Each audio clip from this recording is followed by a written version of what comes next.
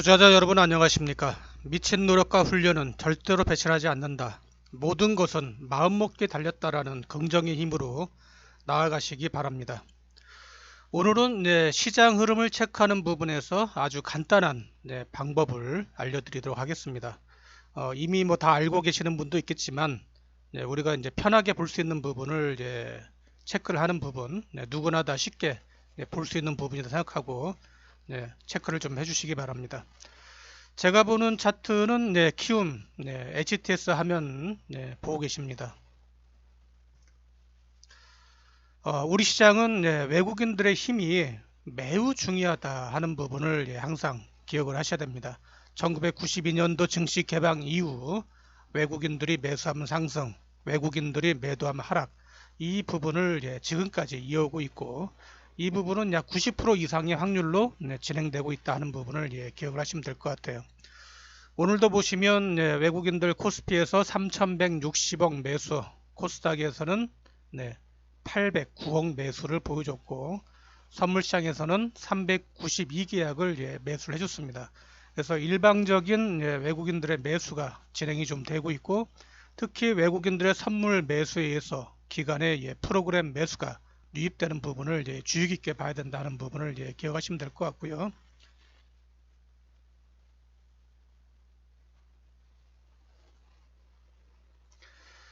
일별 동향을 보시면 외국인들 지난 12월 22일부터 선물을 대량으로 매수한 부분을 우리가 확인할 수 있는 부분이 진행이 되고 있고, 코스피 시장에서는 1월 3일부터 대량의 매수세가 진행되는 모습을 보여주고 있습니다. 그래서 외국인들이 매수를 하면 지수가 상승, 외국인들이 매도를 하면 지수가 하락하는 부분을 우리가 확인할 수 있는 부분이죠. 코스닥 시장을 보시면은 외국인들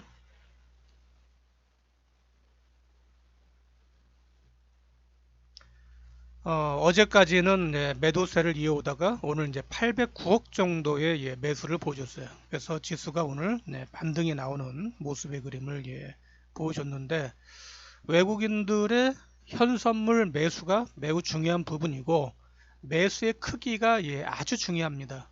외국인들이 선물을 대량으로 매수하는 부분, 그리고 거기에 더불어서 주식을 대량으로 매수하는 부분이 진행이 된다면 지수가 강하게 올라가는 부분이 진행이 되는 거고, 외국인들이 선물을 대량으로 매도하고 주식을 대량으로 매도한다. 그러면 당연히 시장이 급락하는 모습의 그림을 나타내는 부분들이 일반적인 흐름으로 보시면 될 것 같아요.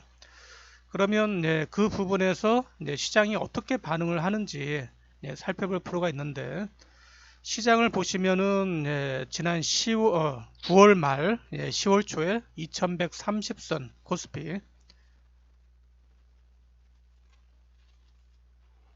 2130선을 바닥으로 해가지고 지난 11월 그리고 12월 초까지 2500원까지 2500선까지 기술적인 반등을 보여왔죠. 그리고 다시 2200선으로 밀렸다가 다시 반등되는 모습의 그림을 보여주고 있는데, 시장의 전체적인 그림은 현재 박스권 정도 외국인들이 유지를 하고 있는 거예요. 2200선, 2100선 밑으로 내려가면 정부, 금융기관이 공매도 금지, 그리고 증시 안정기금, 펀드 진행, 이런 부분 때문에 그런 부분에서 외국인들이 우리 시장에서 하락시키진 않습니다. 이 부분을 기억을 하셔야 돼요.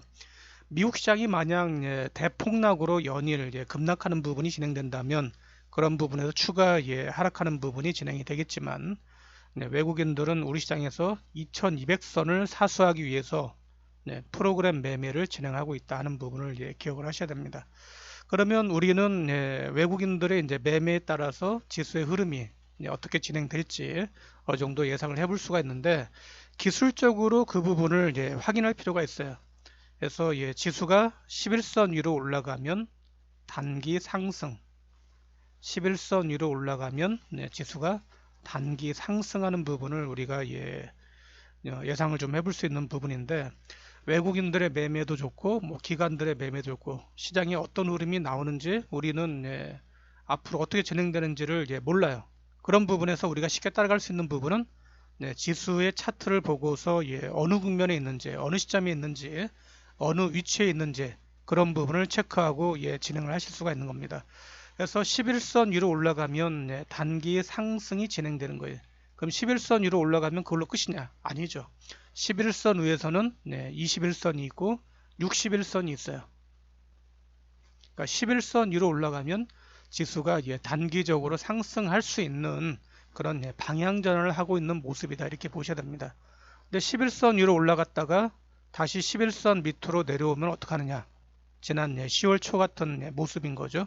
그래서 이런 부분은 진행되는 부분에서 좀 관망을 해야 되는 그런 부분인 거예요. 그냥 우리는 지수가 11선 위로 올라가면 단기 상승하는 부분의 구간, 11선 밑으로 내려가면 지수가 단기 하락하는 구간, 이런 식으로 보고 따라가면 되는 거예요.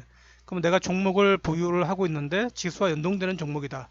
그럼 지수가 11선 위로 올라가면 프로그램 매수 유입되면서 단기 상승할 수 있는 종목으로 보시면 되고, 위에서 밀릴 때는 11선이 무너지는 부분에서 지수가 안 좋으니까 내 종목도 하락할 수 있겠구나, 이렇게 생각하고 비중을 줄이는 그런 전략이 중요합니다. 그래서 오늘은 시장 체크하는 부분에 대해서 설명을 드렸는데, 이 부분이 100% 맞는 건 아니에요. 하지만 7, 80% 이상은 확률이 있는 방법이다 생각하시고, 이평선을 따라가는 부분, 이평선을 강하게 돌파를 하는 종목은 강한 시장, 이평선을 저항을 받는 부분은 약한 시장, 이렇게 이해하시면 됩니다. 이평선을 돌파를 못하면 약한 시장, 이평선을 돌파를 하면 강한 시장이다, 이렇게 보고 진행하시면 돼요.